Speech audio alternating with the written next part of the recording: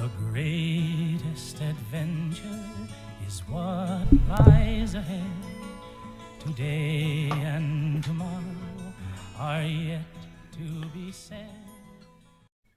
Hello everyone, this is No One of Consequence, back again with a new video. This is the 12th episode in a series which recounts my ongoing Dungeons & Dragons campaign, which is now in its 9th year. If you enjoyed the video, please consider hitting the like button, and if you haven't yet, please consider subscribing as well. So, as always, spoiler alert, I will be revealing details which are found in this adventure module. So, where we left off last time, you remember the party cleric Quint was found assassinated in his room at the inn. And also, the elf Varys turned up and rejoined the adventuring party. So, the party now consists of these player characters. So, after everything settled down, the characters with the new party composition gathered up out front and set out for the temple once again. And as usual, the characters went inside, leaving their NPCs nearby outside in charge of all of their horses, and also Chuck the donkey. So when the characters went back into the temple, the first thing they did was return to that room that they had previously found that had the big water cistern. Varys, having just rejoined the party, was eager to prove himself to the others, that he had not lost his edge as an adventurer. So he offered to at least stick his head in the water and, using his elvish infravision, see if he could see anything. And so he did so, and the water was really clear, which was surprising. He could see that the water got deeper the further to the south that the cistern went. And he could also see that there was, like slimy moss covering the bottom of the cistern. But other than that, the water was really clear. So, Varys and Garrett both decided to strip off their armor and actually get in the water and swim out and see if they could find anything. Of course, the other characters first tied ropes off to them so that they could pull them back if that became necessary. And then also Thorol cast a light spell on Garrett's dagger to help them both see, but especially Garrett since he's a human. So the characters swam out into the cistern to the far edge, and they also even swam underwater, and since the water was so clear they could see. They didn't really find anything except inlets where they could feel a current of water, which was supplying the cistern with fresh water, which explained why it was so clear, because it was constantly being resupplied. But also messing around on the bottom, Garrett was able to find in the moss a flat round object, which he said he was going to grab and bring back. And so the character swam back to the edge, and the thing that Garrett found when they scraped the moss and slime off of it turned out to be a shield, which, despite having been in the water, was not rusted or anything. And so, obviously, it was magic. However, since thieves cannot use a shield, they decided to give it to Aramis, at least for the time being. So my screenshot, I skip ahead. I didn't take intermittent screenshots. And the next exciting thing that happened, the characters had found this storeroom with a bunch of supplies in it. And they got attacked by this monkey-like creature which you can see on the left-hand edge of this screenshot next to Obrak and Varys. And if you've read the module, you know what it is. But it not only had physical attacks, but it had a mind attack as well, which it started using first before it moved in from melee. And the results were that some characters were not affected, but Varys and Garrett actually started fighting each other. And Aramis, at least for the time being, he just stood there doing nothing. And let's see, in this screenshot, you can see Varys and Garrett are continuing to fight, and Garrett is starting to lose hit points. And Varys actually defeated Garrett and knocked him down into negative hit points. And then he immediately started looking for another target, and I rolled randomly, and fortunately Varys started attacking the monster and not Obrak. And meanwhile, Aramis has just started to wander off aimlessly.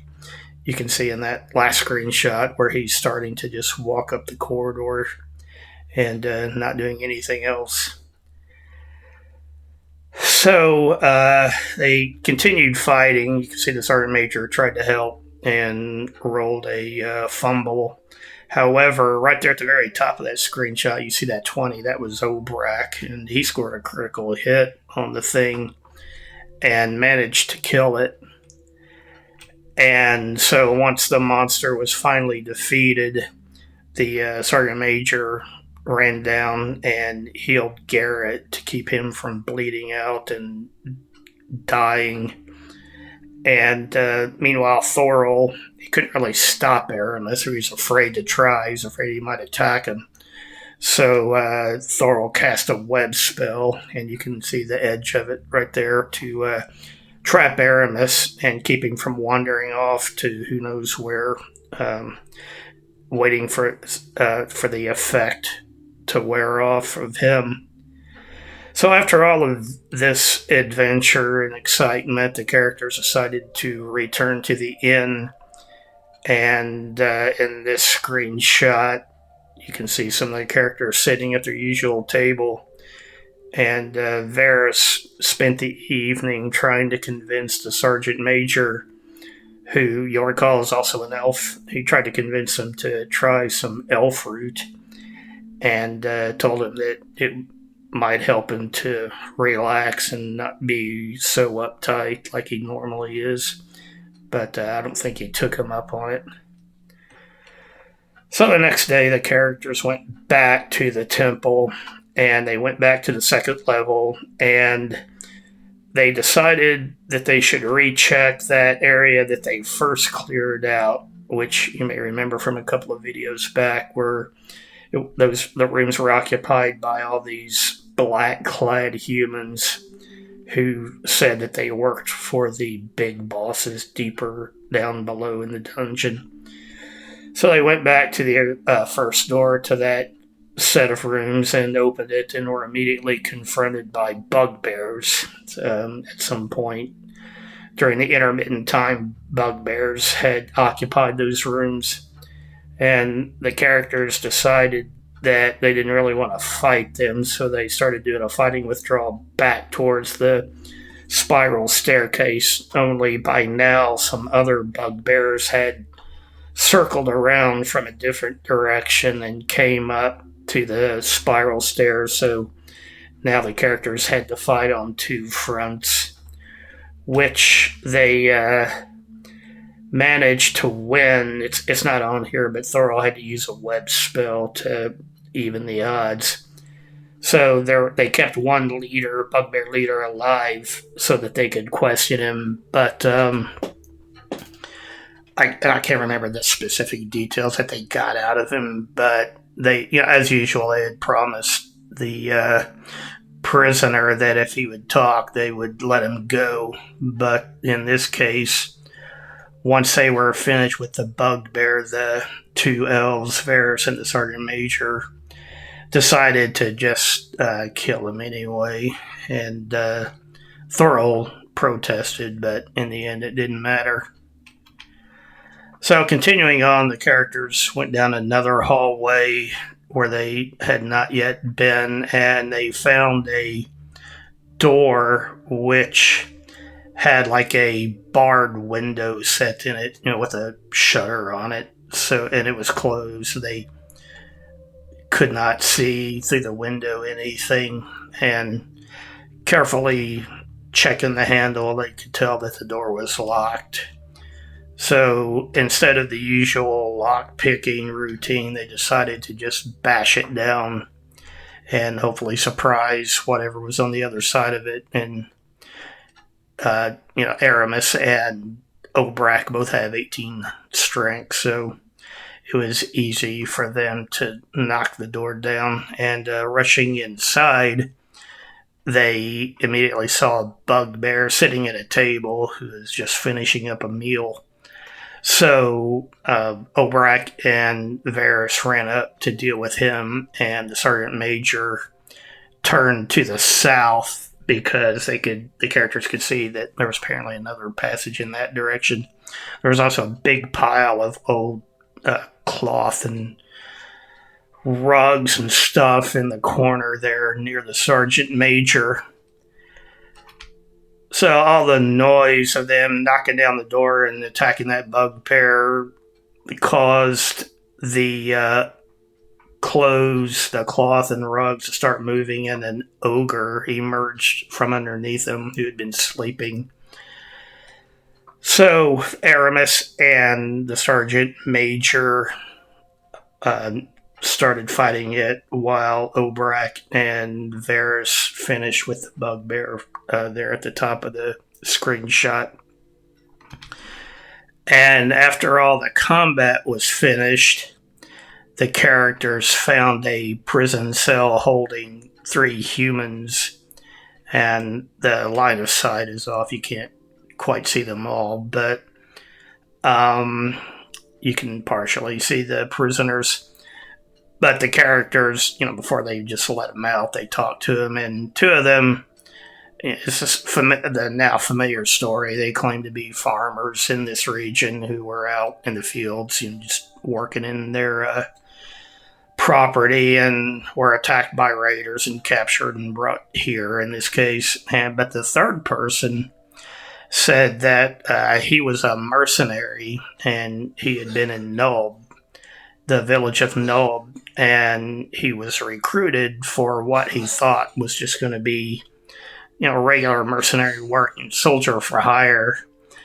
But he was brought here, and it turned out that they were agents of the Fire Temple, and he quickly realized that he was actually working for an evil cult. And he told the characters, he may be a mercenary, but he's not evil. And so he tried to leave, but he got lost down here and was recaptured. And the Fire Temple people put him in this jail cell here and said that he was going to be sacrificed to the elemental fire since he tried to escape. So he said that if the characters would re-equip him, that he would gladly join them and help them fight because he wanted to get his revenge on the Fire Temple. So the mercenary, and he's not visible in this screenshot because of line of sight, but he's off there to the left behind Aramis. But he told the characters he could show them the way to the Fire Temple, and, well, specifically a back way to the Fire Temple area. He knew of a secret door that led into the back way into the Fire Temple from the brief time that he actually worked for them. And he said he would show the characters how to get there, and they decided, if they came in from that way, then hopefully they could catch everyone from surprise and make them easier to defeat. So that's what they decided to do. And in this screenshot, you can see the secret door symbol, and the characters opened it. and immediately saw a couple of bugbears wearing red cloaks sitting at a table. And so the red cloaks obviously denoted fire temple forces. So the mercenary was telling the truth. So they got ready to fight them, and Aramis, or no, I think it was Varys, decided to use this Halloween gift item. Discussed the holiday gift items previously, and the date on these screenshots was in early November of that year, which means this is probably the first game session right after I did that year's Halloween one-shot. And so the characters had received some new Halloween gift items. And so Varys decided to use this thing. You can read the description for that. But that's what that yellow glow is on the map, is the area of effect for that lantern that Varys is using. And in this screenshot, you can see some of the bugbears have been defeated. However, just visible at the bottom edge of the screenshot on the right-hand side, you can see another figure in the shadows. That was a half-orc who was actually like an under-priest for the Fire Temple. And he cast Hold Person. And he had line of sight on Aramis, the sergeant major, and the mercenary, who I had given the name Farman to. And for saving throws, the sergeant major made his saving throw. However, Aramis and the mercenary did not. And so that's what those purple dots are. They're now out of the fight because they've been held by that half-orc cleric. And so Obrak stepped up to try to help shield Aramis. And this screenshot shows one of those rare funny things that happen in the middle of combat. You can see on the in the text window there, Obrak rolled a 1, which was a fumble. So he rolled on the fumble table, and the result he got was you drop your weapon. And then I rolled for one of the bugbears that he was fighting, and you can see I rolled a 1, and I have a fumble table for them, and he dropped his weapon. So one of those amusing things. So a little further into the combat, the sergeant major cast his own Hold Person spell, but he specifically targeted just the half-orc priest. And because that's gives him a penalty on a saving throw, and he failed, and so that half-orc was out of the battle for the time being, balanced the odds a little. However, a little bit later, the Obrak is now surrounded, and you can see more bugbears coming in. And the one of the bugbears got a critical hit on Obrak, and you can see the result, triple damage. So Obrak actually went into negative hit points and went down. And unless the characters could get to him fairly soon, he would bleed out and be truly dead. So called for desperate actions. And what they did was Varys still had a Christmas gift item from early in the campaign when he was still playing. This, you can see it, this eggnog of extra healing. And my rule is, for these holiday items, once you get it, you have a year to use it. From the holiday of the year you get it until the holiday of the following year. And if you don't use it, then it expires. Because I didn't do that the very first year, and I noticed that the players were kind of hoarding these holiday items. And so I imposed that deadline to encourage them to use them up. and then they would get more than for the next year.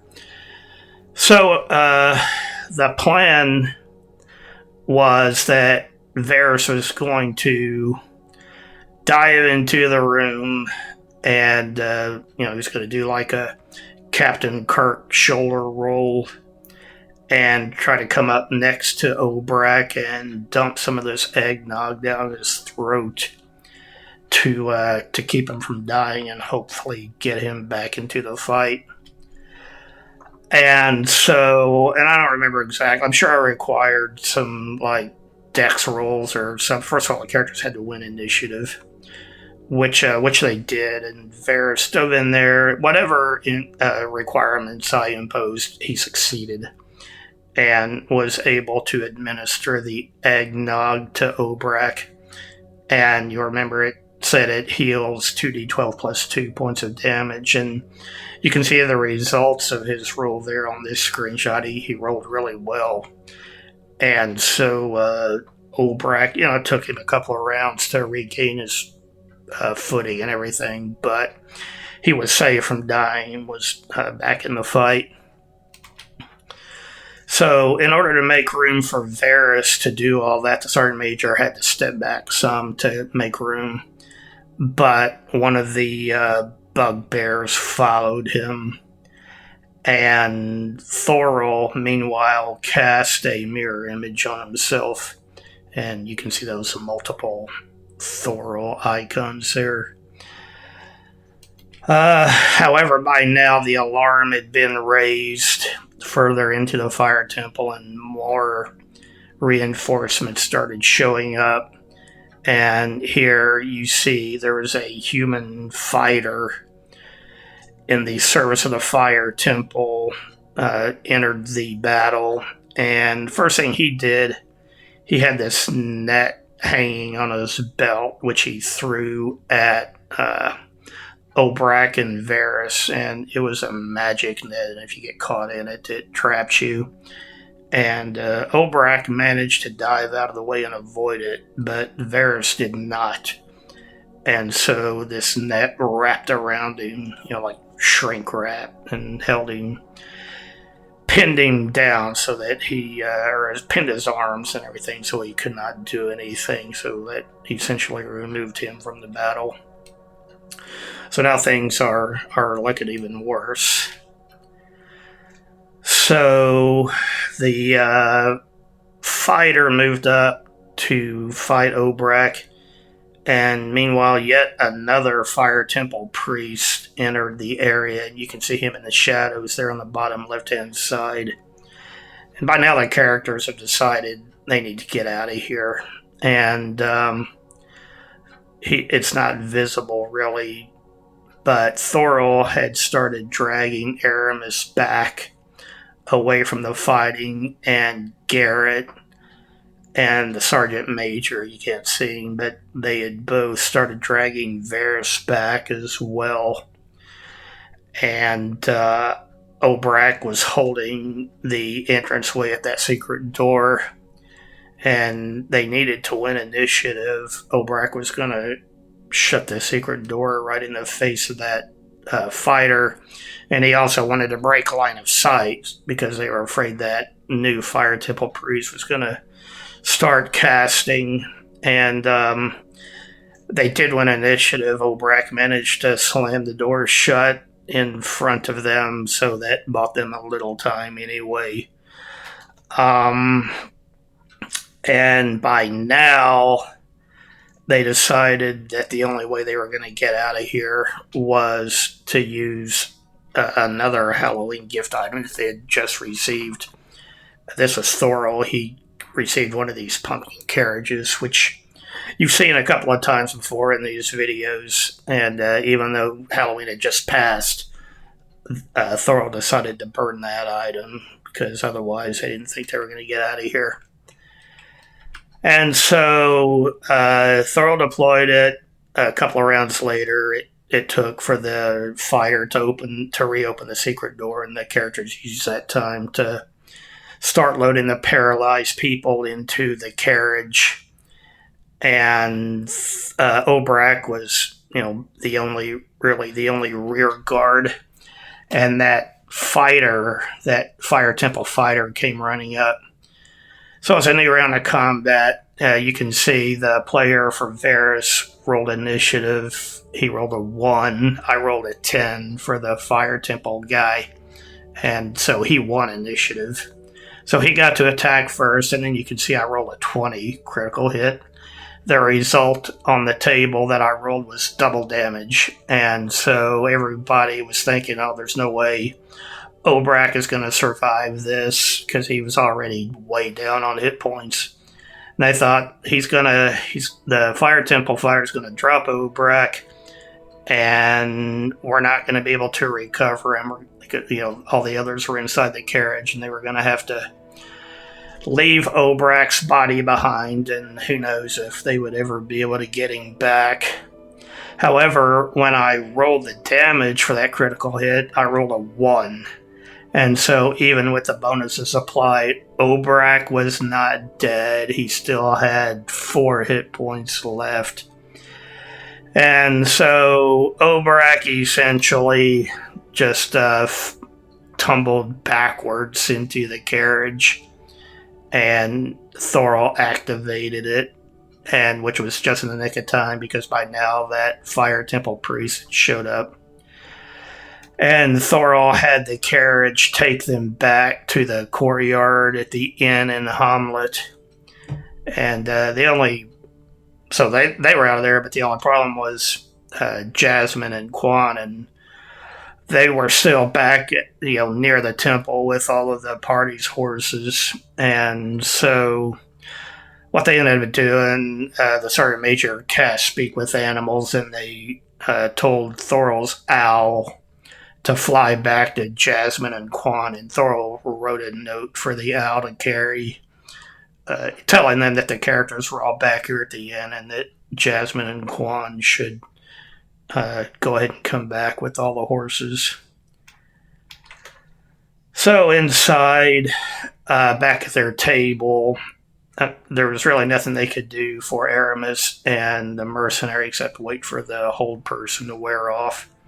So they just parked them in front of the fireplace at the inn to wait for that to happen. But they were unable to get Varys free from this magic net. And so Elmo, of course, was there. And Elmo has a magic dagger, and they all knew that because he shows it off. He openly talks about it. And so they could not cut the net free, so they said they would buy Elmo a mug of ale if he would use his magic dagger to try to cut the netting. So, of course, he agreed, and as soon as he cut one strand of the rope, the entire netting just fell away from Varys and piled onto the floor. So Varys was finally free from that thing. So that evening, Varys decided to celebrate his return to the party. He ordered a big meal, and if you have this module, the most expensive wine on the menu is an elvish wine called Celine Ruby, and Varys bought a whole bottle of that to celebrate. And meanwhile, Thorol was still nervous about that assassination attempt, and so he once again offered to pay Elmo to stand guard in his room overnight while he slept. And so Elmo agreed to do that. Of course, ostensibly for the money, but also because he, as well as others, are agents of good and they have an interest in making sure that the characters are safe. So Elmo agreed to spend another night standing guard over Thorol so he would hopefully not be assassinated. All right, well, that's all I have for now. Again, if you liked the video, please hit the like button. Feel free to leave a comment, share the video, and subscribe as well. Thanks again. I appreciate it. Bye for now. The greatest adventure is what